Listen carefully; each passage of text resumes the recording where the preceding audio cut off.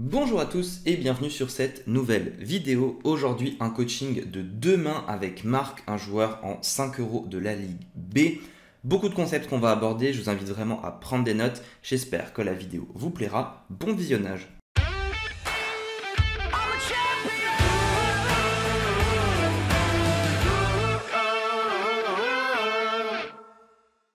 On va attaquer avec cette première main As-Roi off.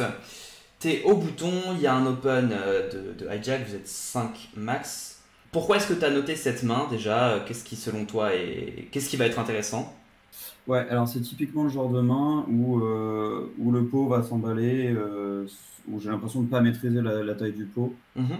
dans un spot où l'aspect, tu as l'impression d'être pas trop mal, et en fait, j'ai l'impression d'être toujours crush quand vraiment ça s'emballe. Ok. Donc là, on a un 3 bet assez standard. En termes de sizing, comment tu choisis ton sizing dans ce spot? Là, alors en position, maintenant, je fais un tout petit peu moins, mais Mhm. je fais 3,5, entre 3 et 3,5. Si j'étais small blind, je ferais plutôt 4, 4,5. Ok. Et tu vas adapter en fonction de la profondeur ou pas du tout?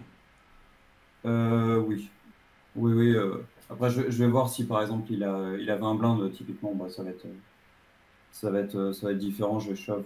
Enfin, si moi j'ai 20 blindes, je shove directement. Si Mhm. lui a moins. Et surtout, selon le profil, je vais faire des légères adaptations. Ok. Si je vois que c'est un dégêne, quoi. Ça marche. Donc bon, là, comme dit, le 3 bet est assez standard, il n'y a pas vraiment autre chose à faire. Vilain décide de payer. Et donc la première chose à voir, c'est que vous avez 3 pot size bet. C'est-à-dire que le stack de pot ratio est x3, parce que vous jouez 60 BB effectif et il y en a 20 au milieu. Ça veut dire quoi? Ça veut dire que ça va être relativement facile, si tu le souhaites, okay, c'est pas forcément le cas, hein, mais de tout prendre en 3 streets, effectivement, mais surtout même en 2 streets. Hein. Pourquoi? Parce que là, on regarde, hein, si tu prends un sizing à 2 tiers, donc que tu fais 12, le pot va être augmenté de 24, donc il y aura 44 au milieu, et lui il aura 12 blindes de moins, donc il en aura 48. Donc on voit que tu as un léger overbet à l'atteinte pour partir à tapis si tu décides de faire 12. Donc tu pourrais faire 13,5 par exemple pour que ce soit un pot size bet. Ouais. Et pourquoi c'est important de le voir tout de suite? Parce que on veut prendre en compte ce genre de données, hein, bien sûr, dans le coup, pour gérer nos sizing, éventuellement prendre des checkbacks, etc. Quand on se rend compte qu'en fait le coup va se jouer assez fréquemment en 2 streets. Donc ça c'est Ouais. juste pour l'analyse directement, même avant le flop en fait, hein, de regarder cette taille de pot, surtout en pot 3 bêtes. Du coup, le flop vient roi, dame, 10. Avant qu'on commente ce flop, selon toi, ça ressemble à quoi la range de défense là de ton adversaire versus un 3 bet? Versus le 3 bet, on va avoir du paire de 8 plus, ou peut-être paire de 9 plus. On va avoir As-10 suité, je pense, plus, Mhm. et As-Dame off, plus, avec peut-être Dame-Valet suité, Valet-10 suité, peut-être 10 et 9 suité selon le profil, quoi. Ok. Quelque chose comme ça. Donc, alors, ça c'est un truc qui va être important à discuter parce que forcément ça définit un petit peu tout le coup derrière. La range de défense ici que tu me décris, elle est possible. Genre, c'est possible qu'en 5 euros des mecs défendent ça, mais elle est extrêmement tight.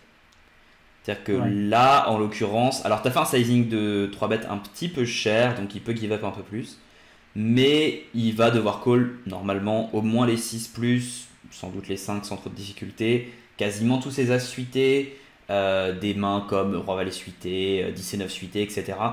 Il est censé call plus loose. Maintenant, je suis ok pour dire que les mecs vont pas forcément le faire, surtout comme dit comme quand tu as size up un petit peu ici. Ouais, Donc, sachant il était hijack, ouais. ouais, ok.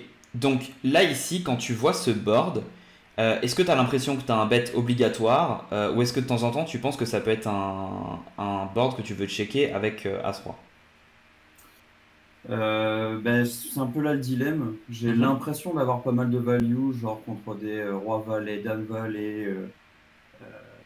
Mais au final, il y a quand même, dans la range qu'on a décrit, il y a quand même pas mal de paires. On a du roi-dame. Je sais plus si on avait dit roi-10. Non, peut-être pas.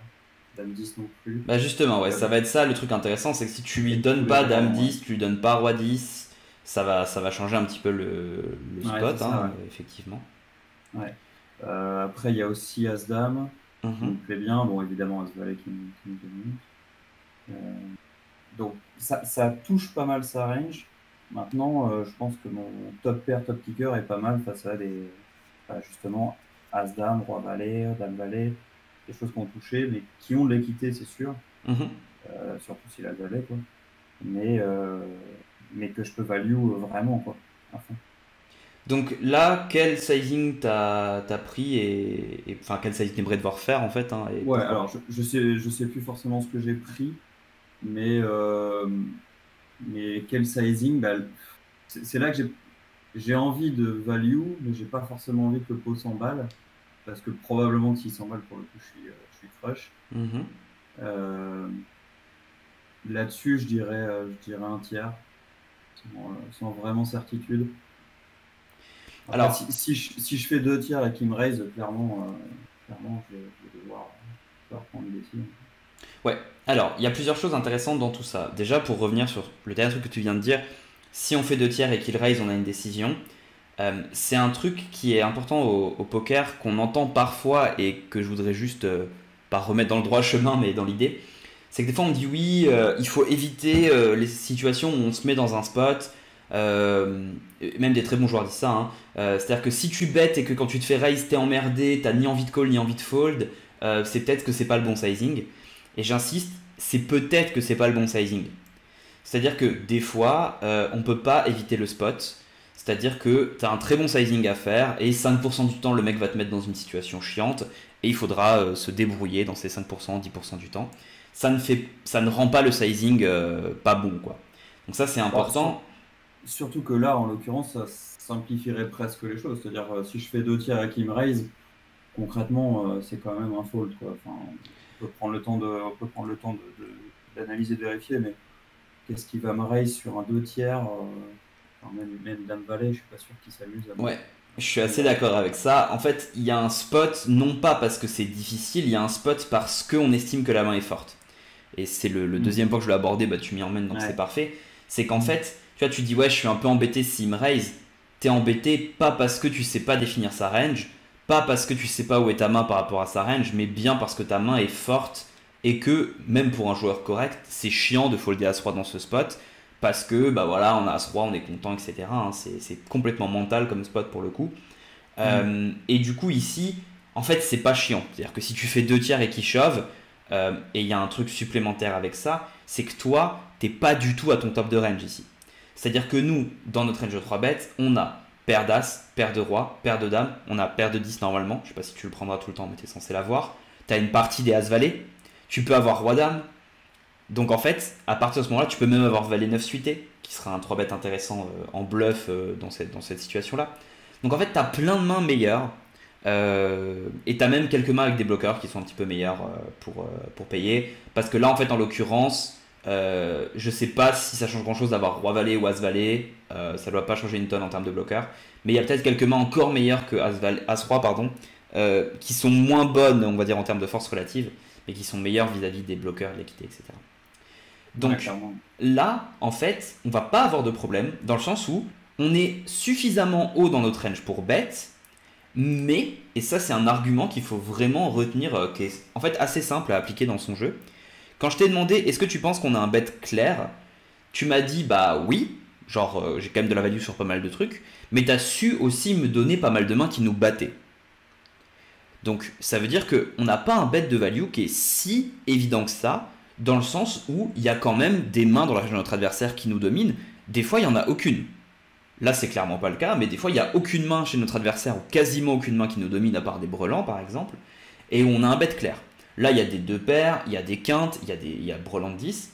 Donc, ici, une question que tu peux te poser qui est assez cool, c'est quelle est la main la plus faible avec laquelle tu vas bet. Donc là, globalement, si tu bêtes avec As-Roi, t'es aussi censé bet avec Roi-Valet si tu le prends en 3 bêtes. Je suis pas certain que tu le fasses, mais si jamais tu le fais, ça serait un 3 bet, un C-bet qui aurait encore un peu de sens. Mais supposons que tu es roi 9 suité dans ta range de 3 bêtes bluff, même à fréquence, peu importe. Tu commences à avoir un bet un peu chiant. Ouais, c'est clair que As-Dame, par exemple, je suis pas sûr de ces bêtes. Bon, Dame-Valet ou Roi-Valet, je pense que je sais bête. Mais ouais, typiquement As-Dame, je suis pas sûr de ces bêtes. Donc en fait, As-Roi, c'est probablement le dans les mains bottom que je sais bête. Exactement, ouais. C'est quasiment ton bottom. Alors, c'est quasiment ton bottom en value parce que tu vas avoir quelques bluffs normalement. Sauf Oui. que, et c'est là en fait où cette main est intéressante, c'est que ici, c'est extrêmement dur de te trouver des bluffs. Et ça, c'est un truc qui fait un petit peu tout le spot. C'est que là, tes bluffs, bah, en fait, on va pas tourner un 10 en bluff. C'est un peu trop haut et en 5 euros, tourner un 10 en bluff dans cette situation est pas vraiment intéressant. Une main comme Valet 10 par exemple. Donc, et je pense pas que tu l'aurais fait là comme ça spontanément. Ouais, effectivement, non. Si jamais tu 3 bêtes paire de 9, paire de 8, c'est pas non plus des Ouais. mains auxquelles on va penser à prendre en bluff. Donc Non. il te reste globalement des SI. Bon bah As-Valet c'est les nuts, donc ça marche pas. Donc il te reste éventuellement des mains comme As-9, As-8, As-7, As-5, As-4 si tu les prends de temps en temps en 3 bêtes bluff. T'en as pas tant que ça. Tu vas les prendre éventuellement qu'avec les backdoor flush. Et donc tu as quand même une équité correcte avec ces mains, mais qui est pas exceptionnelle, hein, ça reste bien entendu des bluffs. Mais pourquoi est-ce que je dis tout ça? Parce que des fois, on dit, bon, là je suis dans le bas de ma range de value, mais quand je me fais raise, je suis obligé de call cette main, parce que bah, j'ai tellement de bluffs que je dois call tout ce qui était en value. Alors que là, c'est pas le cas. Parce qu'en fait, et c'est là où il y a un concept qui est très intéressant que je veux qu'on aborde ensemble, c'est que souvent on dit, est-ce que tu es en bluff ou est-ce que tu es en value, hein, c'est une manière de regarder un petit peu la situation. D'ailleurs, un truc que je dis souvent et que j'en profite pour répéter ici, si la réponse c'est aucun des deux, en général, c'est que vous devez checker, hein, c'est pas plus compliqué que ça. Mais en fait, il y a une espèce de troisième catégorie qui est ce qu'on appelle la value sin. Pourquoi on parle de value sin? Parce qu'en fait, normalement, quand on est en value, ça veut dire qu'on va call contre un raise. Alors je parle bien sûr d'un mec qui aurait des raises relativement équilibrés, pas qu'avec les nuts qui nous crushent tout le temps. Hein. Mais dans l'idée, on dit qu'on est en value pas quand on veut se faire payer, mais bien quand on peut se permettre de payer un raise. Et à l'inverse, on est en bluff quand on ne peut pas se permettre de payer un raise. Okay, et c'est pour ça qu'on a créé cette notion de sin value, qu'on utilise beaucoup à la river, mais qui fonctionne en fait plutôt dans la main, qui est de dire, je pense que je peux me faire payer suffisamment souvent par moins bien, plus de 50% du temps en fait, hein, c'est ça pour savoir si on a de la value, mais pour autant, je pourrais pas assumer un raise. Et donc ça va être toujours, quand on parle, c'est la même chose quand on parle du bottom de la range de value. Et cette main à As-Roi, pour moi, en fait typiquement partie. C'est-à-dire qu'on a une main qui est relativement forte, on a de la value sur des mains en face, il y a des dames, il y a des 10, il y a quelques rois moins bons, etc. Il peut même payer avec genre des mains comme paire de 9 de temps en temps, en fonction du sizing qu'on lui propose. Et du coup, je suis ok pour faire un sizing qui n'est pas extrêmement cher, mais tu m'as dit quelque chose autour d'un tiers, hein, si je dis pas de bêtises. Ouais, c'est ça. Ouais. J'aurais légèrement size up pour une raison toute simple, qui est qu'on n'a pas plusieurs streets de value sur ces mains-là. C'est-à-dire que si la dame valet, on va avoir 2 petites streets, jamais 3, ça c'est certain. Et du coup, on veut un petit peu prendre le max sur les mains moyennes faibles. Et du coup, ici, je préférerais un sizing autour de 8, on va dire autour de 40% plutôt que 33%. Ça peut sembler un peu marginal, mais une blinde à chaque main, c'est insane, hein, forcément, si à chaque fois on arrive à gratter une blinde de plus. Et ça va nous mettre dans un pot un petit peu plus gros à la turn pour aussi manœuvrer un peu mieux. Donc là, all in all, j'aimerais devoir faire quelque chose comme 8. T'as fait mi-pot, pour moi c'est un poil cher parce que j'aurais peur qu'on perde quelques mains.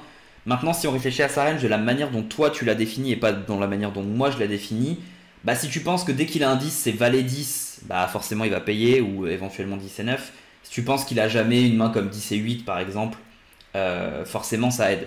Okay, si c'est dame, pareil, c'est dame valet, et puis jamais, dame 8, j'y crois pas trop, mais même des mains comme dame valet, dame 9, c'est vrai que comme il a une équité supplémentaire, il va peut-être pouvoir call jusqu'à mi-pot. Donc, en prenant en compte ça, d'accord, parce que c'est quelque chose encore une fois d'important, là, quand on vise quelque chose, on dit voilà, je vise un 10, je vise une dame, mais en fait, quand il a un 10 ou une dame, il a un 10 ou une dame plus gutshot, et c'est super important. C'est vraiment des trucs que les gens négligent souvent. Ces trucs là, quelle est la proportion des troisième paires qui ont gutshot, parce que ça peut changer un petit peu notre sizing. Et donc en prenant ça en compte, éventuellement monter jusqu'à mi-pot peut être sympa. Ok? Mhm. Donc jusqu'à là, on est plus ou moins bon. Et là, vilain décide de nous raise. Alors, on va pas passer des années sur ce raise parce qu'on en a déjà pas mal parlé du coup. Ouais, c'est ça, c'est un faute de paire. Là, j'ai du mal à voir qu'est-ce qu'on bat tout simplement parce que il faudrait qu'il soit capable de tourner en bluff une main comme paire de 8 ou paire de 9 avec bloqueur sur des quintes. Franchement, ça m'étonnerait quand même vraiment que le mec soit capable de faire ça. Ensuite, on sait qu'il a des deux paires, on sait qu'il a des quintes, on sait qu'il a des brelans. On sait qu'on n'est pas du tout top de notre range, qu'on a beaucoup de mains meilleures pour payer ici. C'est pas comme si on foldait la meilleure main qu'on avait dans cette situation. Et aussi, le problème, et c'est ce que tu as fait qui est pour moi encore pire, c'est que là, en gros, si tu calls, on doit mettre 16 dans un pot qui fait 56. Donc il nous faut à peu près 28%. Okay, quelque chose dans cette idée-là, c'est sans doute pas exact, mais c'est à peu près l'idée. Si on paye, c'est ce que tu as fait, le pot fait 72 blindes et il lui en reste 33, ce qui fait qu'on a à nouveau une cote similaire. Donc, on peut pas vraiment call flop pour give up turn. Ouais, c'est n'importe quoi. Pourquoi? Parce que si on a call flop, c'est qu'on estime. Alors après, on peut se dire qu'on joue un peu d'équité avec le valet, etc. Mais ça reste quand même assez marginal, hein, mine de rien. Ça veut dire qu'on estime que le mec a suffisamment de bluff. Et ici, franchement, s'il a décidé de tourner en bluff, on est d'accord qu'il le fera pas. Mais si jamais il avait décidé de tourner en bluff une main comme paire de 9, il n'a pas vraiment de raison de stopper à la turn. Oui, c'est ça. De toute façon, il va le mettre turn. C'est-à-dire que là, en général, quand il raise, c'est pour faire tapis turn. Donc quand on a bien ça en tête, ça nous facilite un petit peu le fold. Parce qu'on pourrait trouver des arguments pour call au flop, mais on sait que turn, on va pas assumer. Et si on sait qu'il le met tout le temps turn, bah forcément on est mort en fait. Hein, aussi simple que ça. Et puis clairement, même un roi, un valet turn, bon évidemment, carte magique, mais un roi turn, je suis pas sûr que ça me tranquillise plus que ça. Un as turn, c'est vrai que c'est mieux, mais même un as turn, je suis pas sûr de moi. Ouais, c'est ça. Donc même sur les, tu l'as dit, même sur les bonnes river et bonnes turns, pardon, on n'est même pas si serein au final que ça. Alors bon, si ça vient un roi ou un as, ça va être difficile de folder quand même. Hein. Mais c'est vrai qu'on n'est pas content. On n'est pas content et c'est pas le scénario le plus fréquent. Et le meilleur scénario qui n'est pas le plus fréquent, on n'est pas content. En général, c'est un signe. Ouais, clairement. Donc là, en gros, en fait, je pense que ton erreur, elle vient vraiment de ce bet flop qui est mal perçu en termes de logique, dans le sens où si quand tu bet flop ici, tu as bien pris le temps de te demander est-ce que tu es en value et si oui, est-ce que tu es en bas de ta range ou en haut de ta range, bah tu aurais su contre un raise que tu avais un fold facile. Parce qu'en fait ici, pourquoi est-ce qu'on peut se permettre de bet As-Roi contre un très bon joueur ici, je pense qu'il faudrait checker même As-Roi, ne serait-ce que pour protéger un peu notre range. Hein. C'était ma question. Ouais. Est-ce qu'on peut imaginer un check? Est-ce qu'on est d'accord qu'on n'a que deux streets de value, clairement. Ouais. Est-ce qu'on peut se permettre de check ici en disant de toute façon, les mains qu'on value, genre Roi-Valet, Dame-Valet, on pourra toujours les value turn. À part un 9 qui arrive, il n'y a pas d'énormément de cartes qui vont m'emmerder. Donc, est-ce qu'on ne veut pas check back et voir l'action que lui va avoir turn et ajuster quoi. Ouais, en fait, tu as commencé à parler d'un concept, on va le pousser un tout petit peu ensemble. C'est comment on sait, quand on n'a que deux streets, si on doit bet au flop ou pas. Hein, c'est vraiment ça, en fait, la problématique qu'on a là. Ici, la question qu'il faut que tu te poses, c'est quels sont les turns qui font que mon adversaire a une main qu'il aurait payée au flop et ne paiera plus à la turn et ou me passe devant à la turn. Là, tu l'as dit, globalement les 9 en fait. Hein, c'est-à-dire qu'il y a quasiment la seule carte, éventuellement doublette de la dame et doublette du 10. Donc, c'est une proportion assez faible des turns. Je pense qu'on va être d'accord pour dire que la plupart des turns sont des briques. Là, ce n'est pas vraiment une brique, même si elle nous avantage un petit peu, elle peut être un peu problématique, le valet aussi. Mais donc, en gros, toutes les cartes en dessous du 9, donc du 2 au 8, sont des briques et on pourra prendre la value de la même manière sur notre adversaire. Dans ces situations-là, on est content de checker, notamment, comme tu l'as dit, quand on sait qu'il n'y a que deux streets de value sur les mains adverses. Pourquoi c'est bien aussi d'avoir cet as-là? Bah parce que, et ça c'est une question qui est importante, alors pas vraiment en 5 euros pour le coup, c'est pas dramatique si vous n'avez pas cette réflexion en 5 euros, mais s'il y a des gens qui jouent en 20 plus, qui regardent cette vidéo, une question qui est importante à se poser, c'est si je bête As-Roi, on l'a dit avant, du coup notre meilleure main qui check, ça va être quelque chose comme Roi 9 ou As-Dame. Est-ce qu'avec As-Dame, on peut se permettre d'assumer 2 barrels sur des run-out standards, quoi. Si la réponse est non, ça veut dire que notre adversaire, une fois qu'on a checké au flop, peut 2 barrels 100% de sa range. Parce qu'on va 100% folder, hein, du coup, sauf run-out particulier. Et du coup, si on fold 100%, bah lui, il doit bluff 100%. Hein, c'est pas plus compliqué que ça, le poker. Donc, en voyant ça, moi, je me dis, bah là, je vais avoir du mal à assumer 2 barrels chez lui. Donc, ça serait intéressant de prendre cette main pour checker. Pourquoi j'ai dit que c'était pas si important que ça en 5 euros? Parce que les adversaires ne vont pas du tout s'en rendre compte et ne vont pas l'exploiter même s'ils s'en rendaient compte. Donc, c'est pas très grave. Mais pour ceux qui jouent un peu plus haut, voilà, petit tips, histoire d'aller vraiment au fond de la main, quoi. Ouais, même si on a toujours l'impression, hein, quand on prend un check-back au lieu d'un c-bet au flop, moi ça m'arrive pas mal, t'as l'impression qu'il va, il va revoir la force de sa main méchamment à la hausse. Ouais, à la hausse, il va introduire des bluffs à la turn et à la river. Donc, Après ici c'est un scénario particulier, pourquoi? Parce qu'en 5 euros les adversaires ne seront pas capables de transformer une paire en bluff, hein, comme on en a parlé, et ne vont pas assez bluff des as. Donc imaginons qu'il est défendu As-8 suité pré-flop, je pense pas qu'il va avoir la lucidité de le tourner en bluff. Ouais, surtout dans un pot 3 bet et avec un board comme ça. Ouais, exactement. Donc souvent, comme ça tourne pas assez en bluff, les PP, les troisième paires et les autres as, il y a des boards en fait où vous allez jamais vous faire bluff, c'est-à-dire que là, tu check back, s'il bet, soit il se value cut, soit il est devant. Et il a vraiment des bluffs, il y en a peut-être un ou deux si le mec a un tout petit peu travaillé le jeu, quoi, mais c'est rare. Donc là, ça ne me choquerait pas du tout que tu check back, parce qu'on n'est pas sur un board si évident que ça, à bet, hein, d'ailleurs.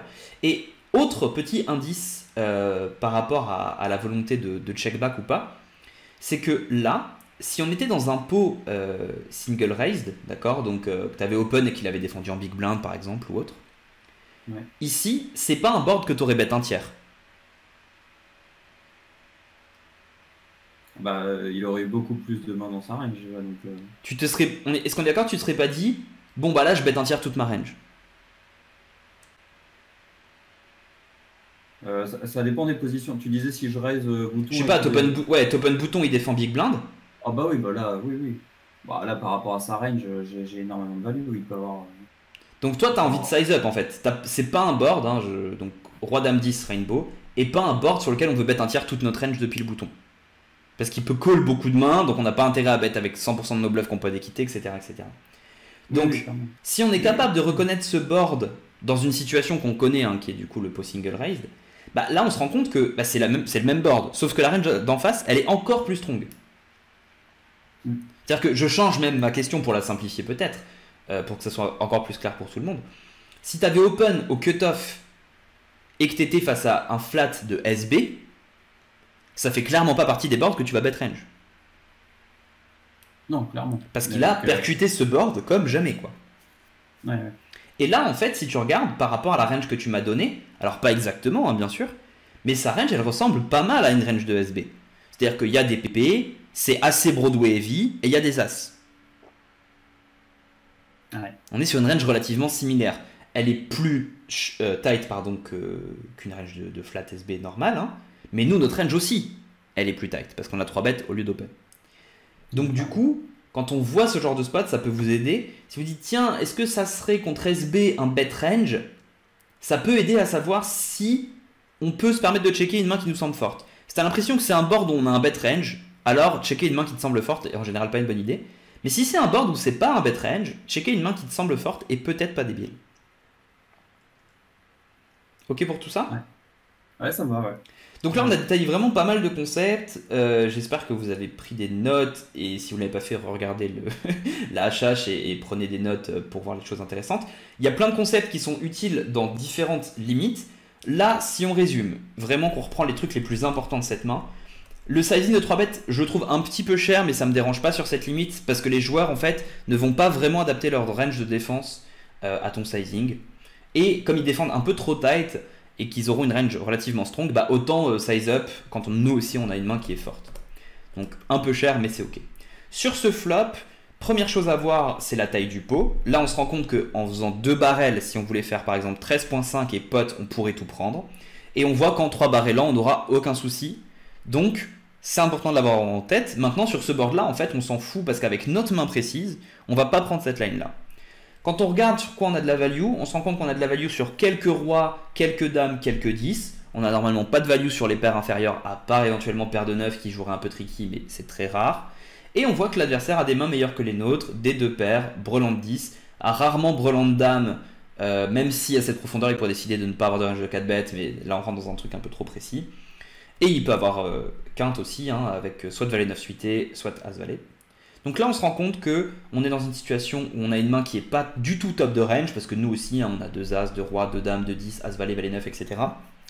Et donc, quand on voit ça, la question pour savoir si on peut se permettre de checker, c'est est-ce que j'ai 3 streets de value sur les mains que je vise, et non pas est-ce que ma main est assez forte pour bet 3 fois, hein, c'est pas la même question, je répète, est-ce que les mains que je vise vont payer 3 fois? Parce que là, imaginons qu'on est as-valet, si on estime que chez lui, il n'y a aucune main qui va payer 3 fois, ce qui n'est pas le cas, hein, parce que là, s'il a par exemple un brelan ou 2 paires, je pense qu'il paye 3 fois toujours, eh bien, ou qu'il paye à tapis plutôt, eh bien, on pourrait décider de ne pas bet même les nuts. Ok, donc, quand on parle de combien de streets de value j'ai, c'est combien de streets de value non pas par rapport à la force de ma main, mais bien par rapport à la force des mains de mon adversaire. Ici, on voit qu'on n'a que 2 streets. La question, c'est est-ce qu'on les prend flop turn, flop river, turn river? Et là, en fait, on sait, comme on a une main qui est bas de notre range de value, qui est de la value sin, qu'on peut se permettre de checker. Pourquoi? Parce que ça va induce éventuellement quelques bluffs un peu à la con ou des value cuts. Et en plus de ça, il y a très peu de turns qui vont modifier le coup de manière incroyable. La plupart des turns vont être des briques. Et donc, si ça check, bah on sait qu'en fait, on peut bet tranquillement notre main sans trop de soucis. Et pour les gens qui jouent un peu plus haut, checker cette main nous permet de protéger un petit peu notre range. Donc vous voyez là ce que je viens de faire, ce petit récap, je ne sais pas combien de temps ça a duré, peut-être 1 minute 30, 2 minutes, permet de refaire un tour de toutes les notions qu'on a vues. On pourrait ajouter une fois qu'on est raise ici, et là c'est indépendamment de notre main, il faut qu'on voit bien que si on call ici, c'est quasiment toujours pour call turn, parce que notre adversaire n'a pas d'intérêt à give up des bluff turn. Des fois c'est le cas, hein, attention. Je veux pas que vous pensiez, oui, si je call flop, je suis commit turn, etc. C'est pas forcément vrai. Des fois, l'adversaire va arrêter de prendre certains de ses bluffs. Là, je pense que c'est pas le cas. Hein. Si jamais, pour aucune raison, mais voilà, il a un bluff, il va continuer turn. Et donc, la pire décision ici, c'est de call pour folder ici. Là, ça veut dire que tu t'es rendu compte trop tard, en fait, que tu n'avais pas un bon call flop. Yes. Après, il vaut mieux fold turn une fois qu'on a fait l'erreur flop, hein, que de call par principe. Mais ça devrait te mettre la puce à l'oreille, on va dire, pour corriger sur le flop. Voilà pour cette main. Donc vous voyez, on a pris beaucoup de temps. Là, on est déjà ouais, ça va faire 25 minutes avec un peu de montage. Sur une seule main, qui est pas une main... Enfin, je sais pas si tu te seras attendu à ce qu'on fasse 25 minutes sur cet hachage, tu vois. Non, pas forcément, mais je sais que c'est une situation un peu... ouais, un peu... Il y avait des choses à dire, en tout cas.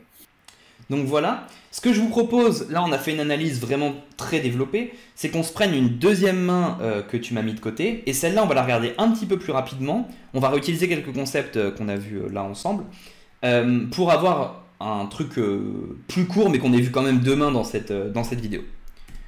Donc tu te retrouves avec As-6 de pique au bouton, tu décides d'open, jusqu'ici pas grand chose à dire, et vilain défend en big blind.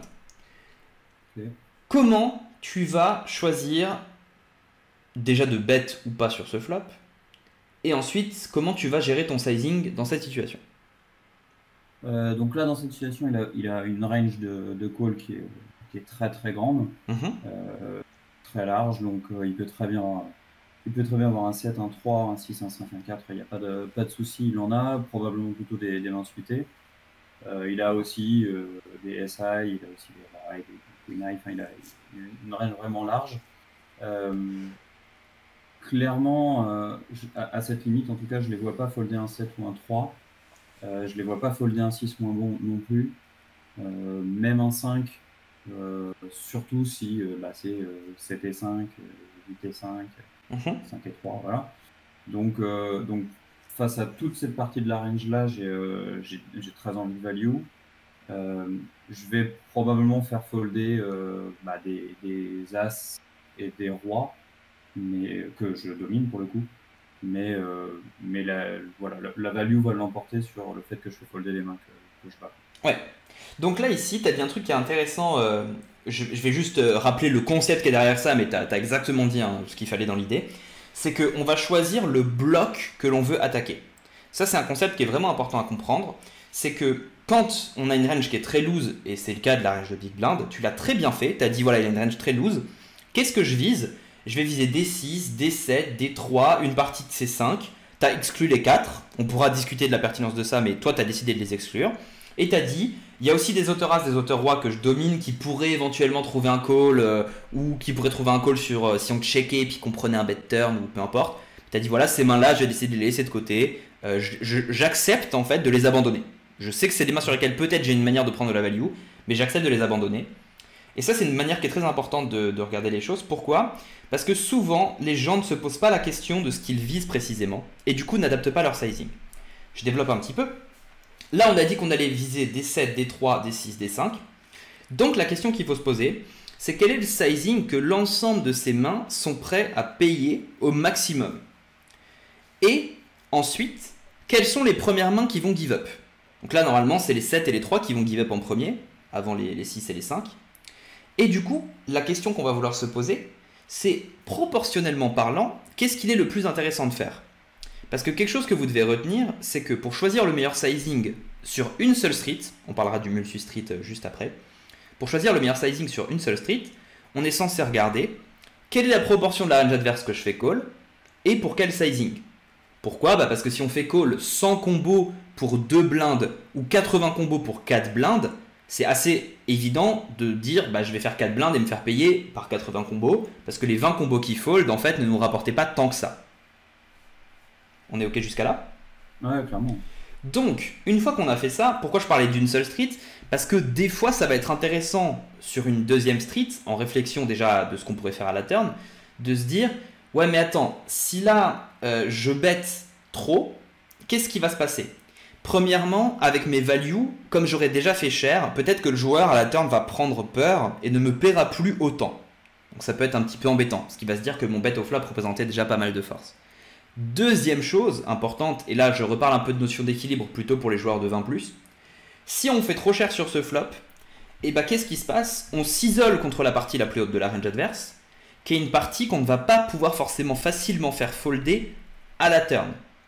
Parce que du coup il n'y a plus de float avec justement des 7 et des 3 par exemple si on décide de faire trop cher. Pourquoi est-ce que ça c'est intéressant? Parce que en général quand on est parti pour multi-barrel bluff, on veut qu'il y ait des auto-fold à chaque street. Ça, c'est une règle qui est vraiment importante à retenir. On veut qu'il y ait des auto-fold dans la range de notre adversaire à chaque street où l'on bluffe. Donc, si on prend un sizing qui est trop élevé dans une optique où on aurait pas mal de bluff, on va être embêté parce qu'on s'isole contre des mains qui sont plutôt parties pour call 2 voire 3 fois. Maintenant, ici, en fait, on s'en fout. Pourquoi? Bon, déjà parce qu'on est en 5 euros, je l'ai dit, c'est un concept qu'on va utiliser un peu plus haut. Mais aussi parce que c'est pas un board où on va bet avec énormément de bluff. Nous, on n'a pas beaucoup de 3, on a quelques 7, mais on a des 7 qui ont une paire ou qui ont un 8 et 7, un 9 et 7, ce genre de choses, donc qui sont extrêmement strong. Et, chose supplémentaire à ça, ici, si vous avez roi-valet, c'est pas trop le genre de board qu'on va s'amuser à bet. C'est-à-dire qu'on pourrait abuser du fait que les adversaires ne check raise pas assez et faire un bet un quart, etc. Ça serait l'objet carrément d'une nouvelle vidéo. Mais dans l'idée, c'est pas le board où on se dit tiens, encore une fois, je vais bet toute ma range. Donc, en prenant tout ça en compte, ici, on a envie de faire quand même relativement cher et de faire le sizing le plus élevé possible pour qu'il nous paye avec un 3, un 7, un 6 ou un 5. En tout cas, c'est toi la range que tu m'as dit que tu voulais target. Ouais, ça, typiquement, un bon 2 tiers, ça aurait été probablement mieux. Je pense que j'ai dû faire moins, je me souviens plus. Mais... Ouais, je crois que tu as fait mi-pot de mémoire aussi, ouais. Donc tu as fait mi-pot. Ah, 2 tiers est probablement mieux, ouais. Et ici, du coup, un truc que vous pouvez faire in-game, parce que je sais que vous êtes beaucoup à avoir des difficultés avec les sizing in-game, surtout, c'est de se dire, bon, quel est le premier sizing qui me vient? Parce que c'est pas évident de faire un sizing de manière un peu théorique, donc prenez le premier sizing qui vous vient. Là, supposons qu'in-game, le premier sizing qui te vienne, justement, ça soit mi-pot. Qu'est-ce que tu peux faire pour vérifier si ce sizing est bon? Quelle est la question que tu pourrais te poser? Le bottom de call. Mmh. Donc là, typiquement, si je size up, est-ce que j'ai toujours les 7, surtout les 3 en fait. Si je size up, est-ce que j'ai toujours les 3 et si je fais moins cher, est-ce que j'ai plus de mains qui me collent, quoi. Ouais. Donc là, moi ce que je vais faire, c'est que je vais monter d'une demi-blinde en une demi-blinde en général. On peut faire de une bébé en une bébé aussi en fonction de sur quelle street on est. Hein. Je vais me dire, bah là, est-ce que si je faisais 3.6, je perds des mains? Je Et pense pas. en fait, ici, quand tu me dis, je pense qu'il colle un 3 quand tu fais 3 blindes, bah s'il colle un 3 avec une over, supposons qu'il est roi 3 avec backdoor flush draw par exemple, Mhm. donc il a 8 out pour faire une petite quinte. Donc ça, 8 out sur une seule street, hein, ça nous fait 16%. Il a backdoor flush, mais backdoor flush sur une seule street, ça n'a pas de sens. C'est-à-dire que ça va éventuellement lui apporter de l'équité pour la turn, mais il ne réalisera rien. Et il a son overcard qui lui fait 3 out. Donc lui, il joue 11 out, donc il a quelque chose comme 25% d'équité, on va dire, à peu près. Donc 25% d'équité, lui, c'est la limite, mais vraiment, il est limite, hein, parce que toi, tu peux déjà avoir tirage quinte sup, par exemple.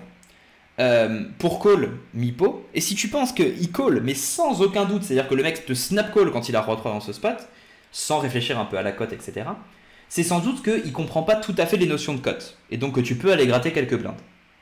En abusant du fait que les mecs maîtrisent pas du tout les maths, quoi. Donc là, je pense que 3.5, éventuellement même 4, sera un sizing un petit peu meilleur. On est ok jusqu'à là? Ouais, carrément. Donc vilain décide de te payer, vient le valet de cœur, vilain check cette carte. Bon, c'est assez logique qu'il check, hein. Ici il est plus ou moins censé, je pense, checker toute sa range. Il pourrait avoir une stratégie de donk avec beaucoup de mains, de check raise avec beaucoup de mains, mais en 5 euros, vraiment, le standard ici pour eux, ça va être de checker, donc pas surprenant du tout. Sur ce valet de cœur, qu'est-ce que toi tu te dis par rapport à sa range? Qu'est-ce que ce valet change ou justement ne change pas? Alors pour moi, ça change pas grand-chose. J'aurais été plus emmerdé, je sais pas moi, par un. Bah, évidemment, j'aurais été plus emmerdé par un 3, un 2, un 7, un 8. Voilà.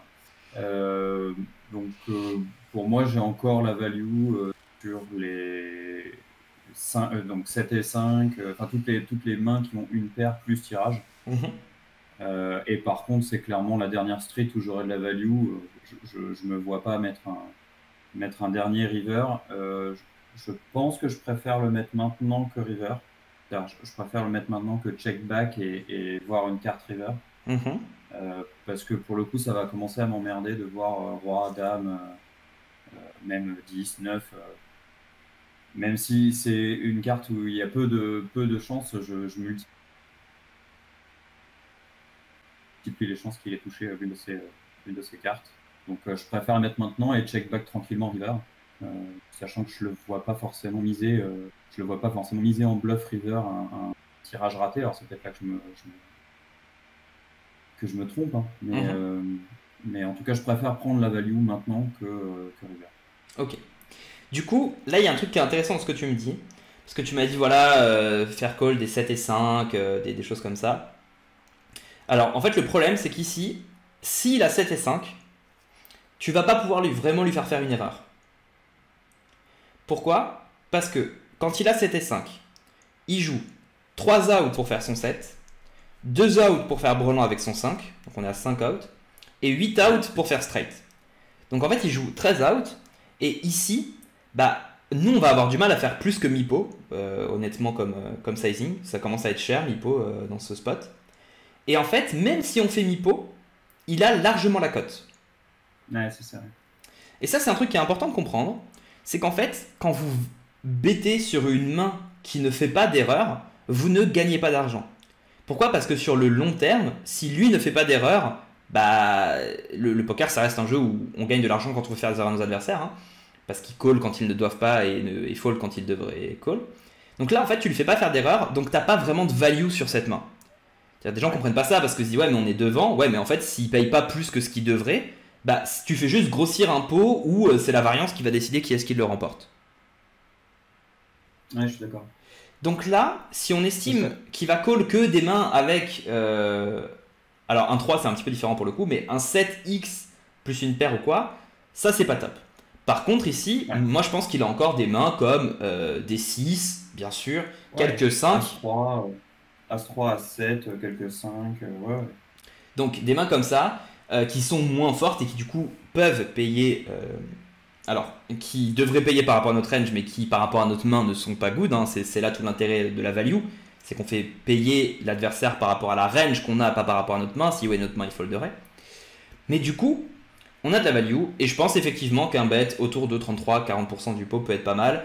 Aussi pour se simplifier un peu la décision. Alors, vous allez dire, mais attends, avant Rémi, tu disais simplifier la décision, on ne doit pas faire ça et tout. Là, c'est un peu différent. Pourquoi? Parce que on est un peu dans le flou river quand l'adversaire bet, parce que tu vas être top de range. C'est-à-dire que là, si tu check cette main, ça sera ta meilleure main qui va checker, tu ne checkeras jamais au-dessus. Et river, pourtant, tu vas être emmerdé quand il bet, et tu vas pas savoir quoi faire. Et être emmerdé avec son top de range, c'est souvent quelque chose qu'on veut éviter.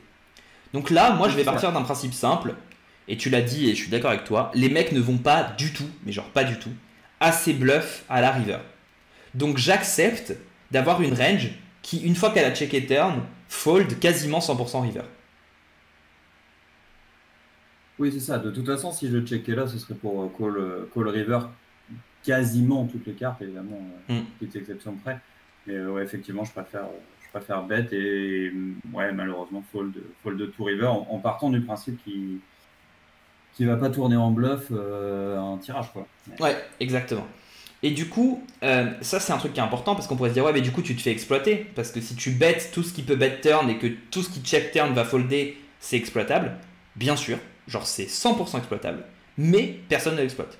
Donc si personne ne l'exploite, bah on s'en fout, on est exploitable, mais c'est-à-dire que c'est comme si vous me disiez ouais mais attends, tu laisses la porte de ta maison ouverte alors que tu es en vacances pendant une semaine, mais on sait que les cambrioleurs n'existent pas.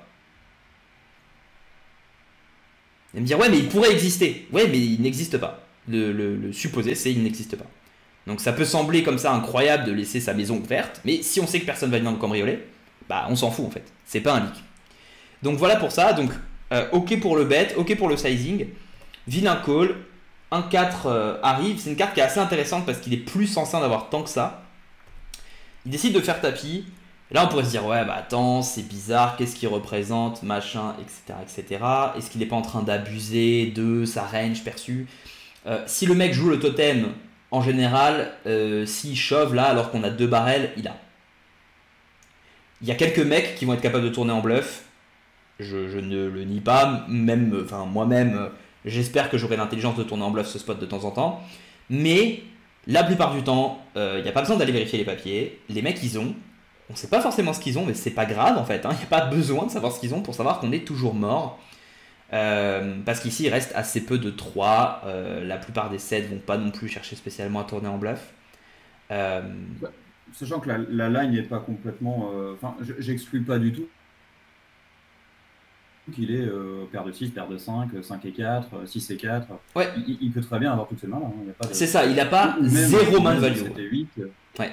Oui, bah sinon, même s'il en avait beaucoup moins par rapport aux possibilités de bluff, on pourrait imaginer call. Mais il peut très bien avoir 7 et 8, c'est une main complètement cohérente dans sa main, et je pense qu'il fuck shove comme ça, même avec 7 et 8.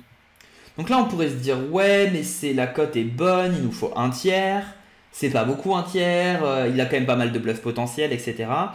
Et là, le problème avec cette manière de voir le spot, c'est que quand vous vous dites ouais mais il peut avoir pas mal de bluffs sans les énumérer, en fait vous passez à côté des trucs les plus importants du poker, c'est que il faut pas que votre adversaire puisse bluff des mains, il faut qu'il les bluffe effectivement en fait. Et c'est ça un peu le souci, c'est qu'ici il faut qu'il ait call un 3 2 fois et qu'il le tourne en bluff, donc ça veut dire qu'il faut qu'il ait par exemple 8 et 3 suités, etc. Est-ce qu'il va 100% les tourner en bluff? Est-ce qu'il va 100% les jouer comme ça jusqu'à la river? Non, pas 100%. Donc si ça devient 75%, bah ça fait que 3 combos par exemple, etc., etc., etc. Parce que vous pourriez me dire, oui mais c'était 8, il aurait pu de temps en temps raise au flop aussi, et c'est tout à fait vrai, pareil pour les brelans, etc., etc. Maintenant, on est dans une situation où notre strat, ça a été de dire, je bet pour simplifier le truc, parce que je sais que les mecs vont pas bluff river. Là, cette river, elle n'est pas exceptionnelle. C'est-à-dire que... à la limite, si c'était un as, on se dirait bon, là, quand même compliqué de folder sur un as. Si le mec il a mieux, GG quoi, on fait quand même top 2. Enfin, on n'a pas top 2, mais on a quasi top 2. Mais en l'occurrence, un 4, il a le droit d'en avoir encore quelques-uns. Notamment des 4 et 3, des 4 et 7, des 4 et 8. Ça, il y en a dans sa range. Et ça fait quand même une partie importante de ses bêtes ici, je pense. Et enfin, et vraiment un des trucs majeurs, hein, c'est que si on a un doute, on appuie sur Fold. Ici, avec l'Edge, on veut maintenir son stack. Et encore une fois, vous ne vous faites pas exploiter par le field. Et ça, c'est un truc qui est vraiment important à comprendre aussi comme notion. C'est que potentiellement, ce joueur vous exploite. C'est-à-dire que potentiellement, lui, il va avoir suffisamment de bluff ici. Et quand vous foldez, vous faites une erreur. Mais c'est rarement le cas de l'ensemble du field en moyenne. Sauf que là, comme on n'a pas assez d'infos, on part du principe qu'il est comme le field. Et là, le field va souvent avoir un leak de ne pas assez bluff. Au passage, j'aurais juste une toute petite différence d'hypothèse quand le board présente un flush draw. Ouais, je suis d'accord. Pour le coup, des monster draw qui fuck shove river, ça on en voit quand même pas mal. Donc le mec avait flush draw plus straight draw. Il a check call flop, il a check call turn. Ah, c'est pas rentré, fuck, je shove. Ouais, t'as raison, c'est intéressant ce que tu dis parce que en fait, il y a aussi un concept, je crois qu'on en avait parlé ensemble avec la Ligue B du coup, c'était ce côté de est-ce que c'est la meilleure des turns, la pire des turns, etc. Et en fait ici, c'est une des pires turns pour call. Pourquoi? Parce que les 3 autres valets qui ouvrent un flush draw donnent beaucoup plus d'options, c'est tout à fait juste ce que tu dis, à vilain pour bluff. Et du coup ici, c'est une des pires turns, non pas parce que c'est un valet bien sûr, mais parce que c'est le valet de cœur, pour call. Ça veut dire que là, si vous voulez ne pas vous faire exploiter, commencez déjà par call éventuellement sur le valet de carreau, le valet de pique, le valet de trèfle, avant de vouloir call sur le valet de cœur. Parce que ça ouvre beaucoup plus de bluff. Et en fait, vous ferez un peu moins d'erreurs. C'est-à-dire que si c'est une erreur de call sur un valet de trèfle, par exemple à la turn, et ben ça sera une erreur moins grande que de call sur un valet de cœur. Et du coup, vous allez pouvoir gagner suffisamment d'expérience dans cette situation pour après pouvoir juger d'un call sur un valet de cœur ou non. Donc c'est intéressant ce que tu dis, ouais, je suis tout à fait d'accord avec ça. Ouais. Yes. Est-ce qu'on est bon pour tout ça? Bah ouais, très bien. Donc voilà un petit peu pour ces 2 mains. Donc ça aurait été... on aurait fait un peu plus long que prévu, mais je pense qu'on a fait des trucs intéressants, on a parlé pas mal de concepts, etc. Le but, c'est d'avoir de plus en plus de vidéos comme ça sur la chaîne où on fait pas forcément de la review suivie de tournois, mais aussi des reviews de quelques HH qui ont posé problème. Et on en profite pour aller beaucoup plus loin que ce que la plupart des joueurs font quand ils analysent leur propre HH, en essayant de donner un maximum de concepts, un maximum de notions par rapport au range, que ce soit la nôtre, celle de l'adversaire, etc. etc. Du coup, j'espère que ça t'a plu. Ouais. C'est quoi, intéressant. C'est quoi toi allez, 1 ou 2 trucs là que de tout ce qu'on a dit sur les 2 mains qui selon toi sont les plus importants et que tu vas mettre en place ou que tu vas continuer à approfondir? Alors clairement je re-regarderai la vidéo hein, parce que tout en parlant c'est pas forcément facile. Je voulais prendre des notes tu vois mais je l'ai pas fait tout en parlant. Clairement sur le As-3 j'aime bien l'idée de check back en fait. On a beaucoup parlé de faire un c-bet et de folder sur raise, mais j'aime bien l'idée de check back et de me retrouver avec un pot assez contrôlé et avec une turn qui a priori va pas pouvoir changer grand chose, donc, sur laquelle on va pouvoir miser. Et puis là pareil, on était assez en ligne sur cette main là. Voilà. Et puis évidemment tous les concepts qu'on a vus, pareil que je vais me renoter évidemment. Ok. Donc cool pour tout ça, merci beaucoup à toi de t'être prêté au jeu, c'est pas toujours évident de montrer ses mains, d'expliquer ses thinking et tout comme ça, donc merci beaucoup au nom de tous ceux qui regarderont la vidéo qui du coup ont du contenu grâce à ça quoi. Merci à toi Ami. Et puis du coup moi je te dis à la prochaine et je vous dis ciao ciao YouTube. À bientôt.